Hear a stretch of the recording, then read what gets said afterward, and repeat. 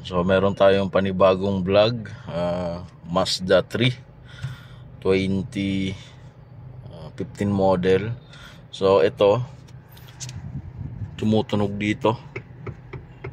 Yan, so halatang halata na nandito. So ito, kadalasan mapapansin natin na steering coupling or intermediate shock. Ayan, so isa lang yan. So steering coupling, pagka ganitong tumutunog, isa rin yun, malaking posibilidad na yun yung sira. Pero ito napalitan na nun, tapos ganun pa rin. So titingnan natin kung ano ba talaga. So ikot muna natin.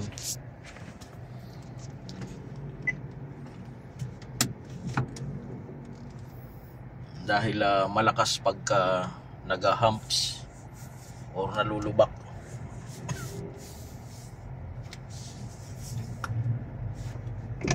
Yan, napakalakas pagka nalubak. So talagang nakakairita naman talaga habang nag-drive, salo kung sa mga subdivision tayo, tapos ganito kalakas.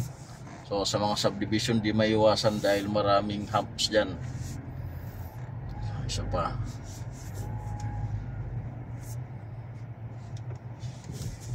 So pagka kinokontrol yung manibela, wala.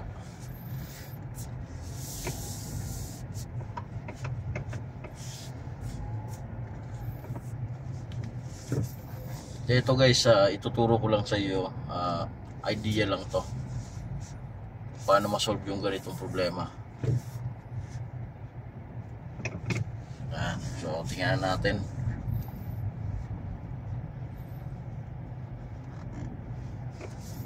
So kadalasan guys, yung pinakang problema dito ay yung EPS motor.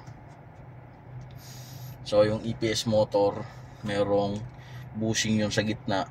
So pagka nadurog na yung bushing, so syempre magkakaroon ng play doon sa steering, ito column, yung pinagsasaksakan ng motor, magkakaroon ng play. Ngayon kung malubak siya, syempre gagalaw. So syempre gagalaw yung sa steering coupling. Ngayon magbabanggaan yung motor, tapos yung galing sa coupling. So kaya nagkakaroon ng tunog. So baklasin natin, papakita ko sa inyo para makita ko rin kung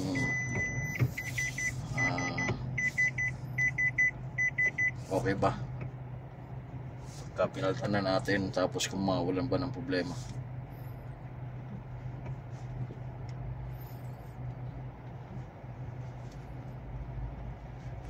Yan guys, so ito na yung EPS motor. So natanggal na rin yung dalawang tornilyo. Bubunutin na natin. Yan, so tingnan natin yung bushing yan. Yan. Yan guys, kung makikita nyo yung bushing dito, basag. Yan, durog na siya. Bunutin mo. Yan yung bushing nya. So yan yung tumutunog, yung plastic na yan. Yan, so napakaliit lang nito. So ito yung tumutunog guys, dahil nagkakaroon sila ng play dahil sa ganyan. So yung EPS na gear doon, so nagbabakal sa bakal, kaya ngayon kumakalabog dyan. Masalo pagka nag-hump, so napakalakas yan. So pagka napalitan natin to, so magno-normal na yan. Yan guys, at dahil wala pa tayong mahanapan na ganito, so nag-aantay pa tayo dahil by order. So ginawan muna natin ang paraan. Ginawan ko muna ng rubber dito sa gitna para magamit lang tong sasakyan na to. Ang purpose lang naman ito ay damper. So para hindi siya, yan guys, so ikakabit na yan. Susubukan na natin kung mawawala ba yung kalampag na yon. Yan, so dyan yan itinututok. Yan.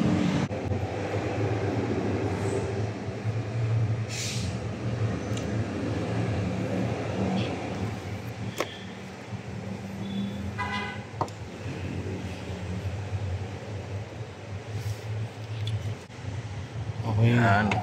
So naglapat na. Wala, lagyan na lang ng tornilyo.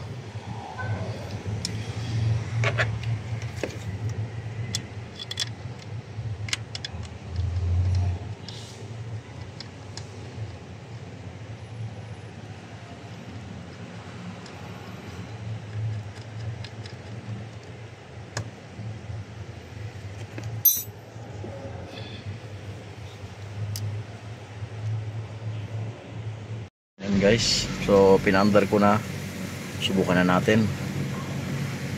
So sa ngayon wala, so subukan nating i-drive test para makita natin.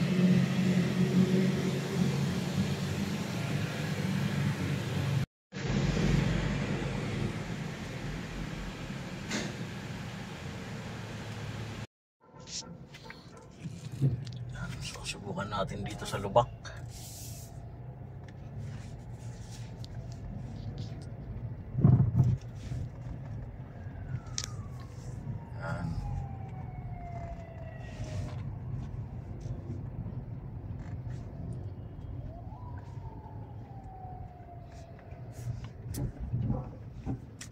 So nawala na siya.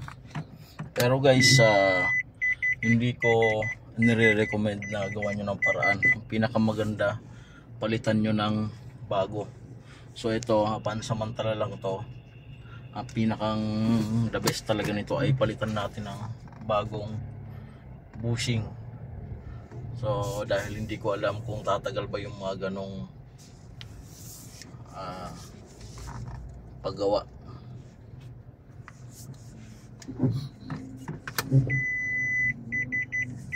Subukan natin ulit.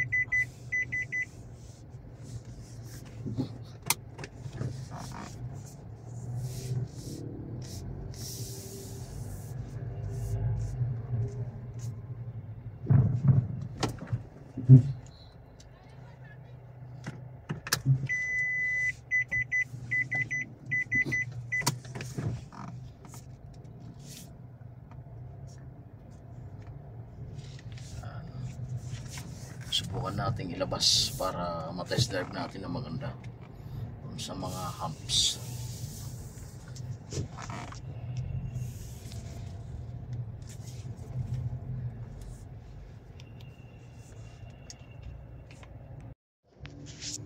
So subukan natin.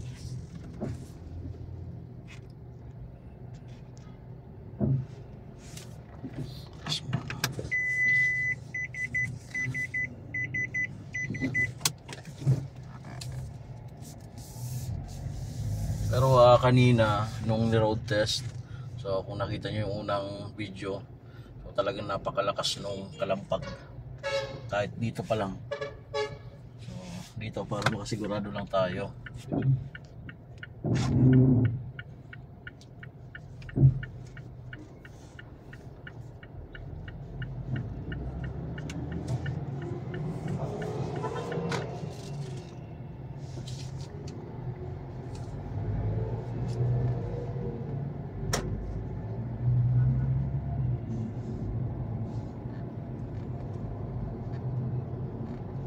Dito wala to dahil naka-asphalto. Masubukan natin yan dun sa may kahit garalgal na rough na kalsada. So napakalakas nito.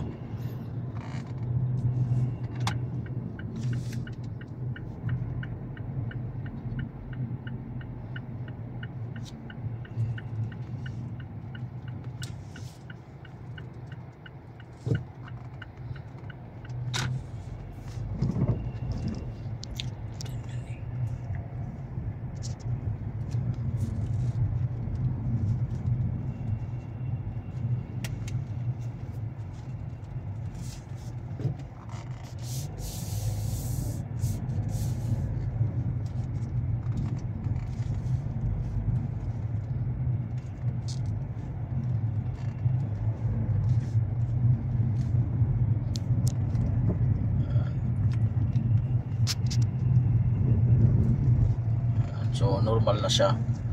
So rough yung kalsada dito.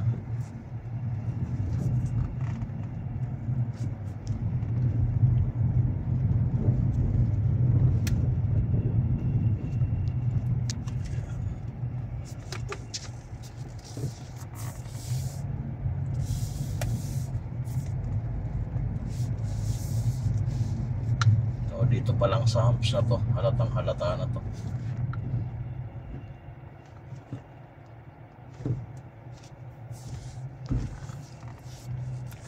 Wala na.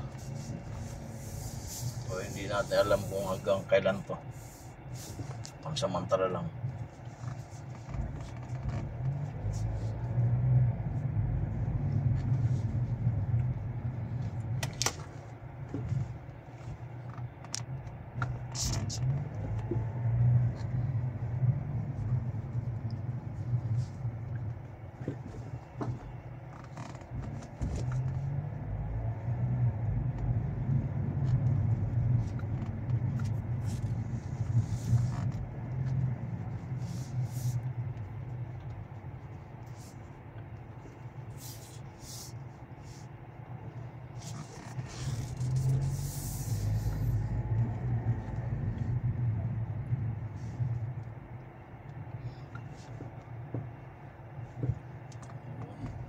Wala.